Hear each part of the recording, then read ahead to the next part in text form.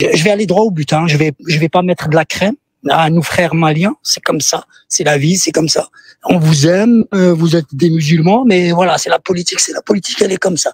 Il y a des petits, il y a des grands, il y a des très très grands. Ça veut dire il y a des dinosaures, après il y a des lions et il y a des, tu peux dire il y a des petits caniches. C'est comme ça. Le monde est fait comme ça. L'Algérie, c'est une puissance méditerranéenne, c'est une puissance régionale. Tu le veux pas, vous le voulez pas, c'est comme ça. C'est un pays dictateur, pas dictateur. Il a ses problèmes, il a pas ses problèmes. C'est une puissance. C'est la 15e puissance méditerranéenne. Elle dépasse la puissance espagnole qui est 20e et elle dépasse la puissance française à part le nucléaire qui est les 30e. L'Algérie, c'est une puissance. Avec ses richesses, avec sa grandeur, c'est la 10e grande c'est le 10e grand pays au monde. C'est le premier grand pays en Afrique et le premier grand pays en arabe. C'est le 24e puissance militaire. Vous le voulez pas. Quand on a un pays comme ça, c'est un pays qui installe une politique interne et il est obligé de installer une politique externe. Ça veut dire une politique autour de lui. C'est ça. On le veut pas. On veut avoir une carte géopolitique qui sert à la puissance algérienne. Ça veut dire des gouvernements qui sont liés à la vision algérienne dans sa politique régionale et dans sa politique mondiale. Aujourd'hui, la carte géographique, elle a tourné à 100%. La carte géostratégique. L'Algérie, elle acceptera jamais une politique qui est contre ses intérêts dans la région. Si vous le voulez pas. C'est comme ça s'est passé en Libye.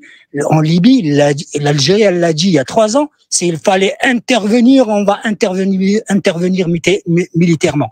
C'est ce qui se passe aussi au Niger. Elle s'est imposée à la France et à l'OTAN qu'il y aura pas de frappe. Elle s'est imposée aussi au Sahara occidentaux. Elle s'est imposée au Maroc. Elle s'est imposée en Tunisie. C'est comme ça. Vous le voulez pas. Vous l'acceptez pas. Je cautionne vos ressentiments, je cautionne tout ça, mais quand je vous parle de ça, ça veut pas dire que je suis en train de mettre l'Algérie parce que je suis algérien, la mettre en avant. C'est la réalité des choses. C'est la réalité. Quand il y avait l'histoire du Niger, l'Europe, il est venu discuter avec l'Algérie, il n'est pas venu discuter avec le Niger. Pour vous dire, et je suis désolé, mes frères maliens, mes frères sahraouiens, mes frères du Niger, mes frères de tous celles. Vous êtes en train de changer un oppresseur par un autre oppresseur. C'est ça que vous n'avez pas compris. Vous êtes les opprimés et vous êtes en train de changer un oppresseur par un autre oppresseur et vous n'avez pas les cartes en main. Les cartes, elles sont entre la Russie, entre la France qui a perdu du terrain, il y a entre les États-Unis et leur main, c'est l'Émirat.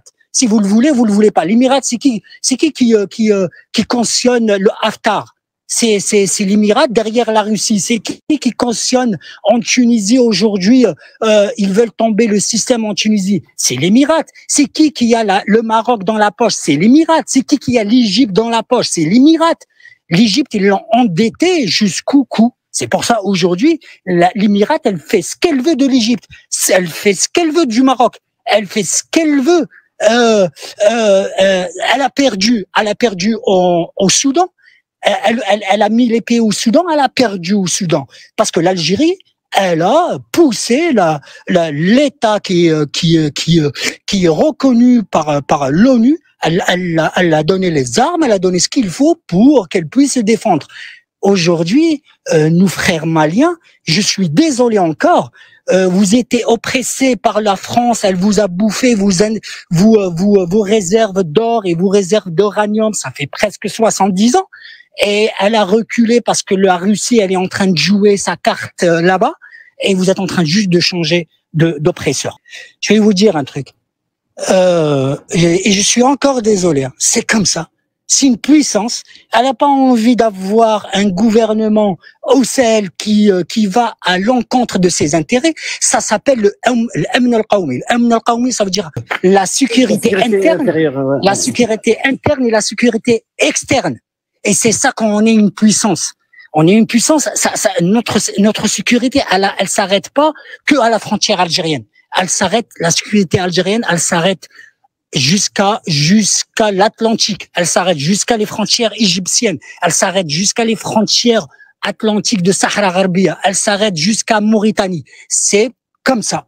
C'est comme ça. Maintenant, pourquoi t'es pas venu? Pourquoi tu m'as pas dit? Et là, j'ai pas parlé politique. Hein. Là, j'ai parlé pour que tout le monde peut comprendre c'est quoi l'enjeu dans le coin. L'Algérie, elle est pas là pour bouffer vos richesses parce que elle est très riche, l'Algérie. Je vais vous dire, les matières rares, l'Algérie, elle a 20% de matières rares. Alors, les scientifiques, ils disent, les spécialistes, les scientifiques, ils disent, si t'en as 1% de la matière rare, t'es quelqu'un de riche. L'Algérie, elle a 20% mondial. Alors, on n'a pas besoin de votre uranium, on n'a pas besoin de votre gaz, on a du pétrole, on a tout. C'est juste, on veut une politique qui sera installée, qu'elle sera pas à l'encontre de la politique algérienne, parce que dans l'histoire, c'est l'Algérie qui est visée, c'est pas vous. Certes, le Mali, aujourd'hui, avec ses revendications d'autonomie et d'émancipation, comme je le disais tout à l'heure et l'a rappelé Adel, ça ne va pas prendre, le changement de paradigme ne peut pas prendre 6 semaines, tu vois. Ça va prendre, c'est à long terme. Et pour se dépêtrer en fait de toute cette emprise, de toutes ces majors et de ces seniors et de ces juniors multinationales canadiennes en l'occurrence qui gèrent en fait le minerai et américaines, anglo-saxonnes et françaises, il faudra beaucoup de temps. Et en parlant tout à l'heure, je ne suis pas d'accord avec le fait qu'il ne faut pas utiliser la géopolitique, car l'Algérie en fait évolue dans une atmosphère de conspiration. Et ça on ne peut pas le nier, car en fait il y a un rôle assez délétère de certains États qui est officiel à leur égard.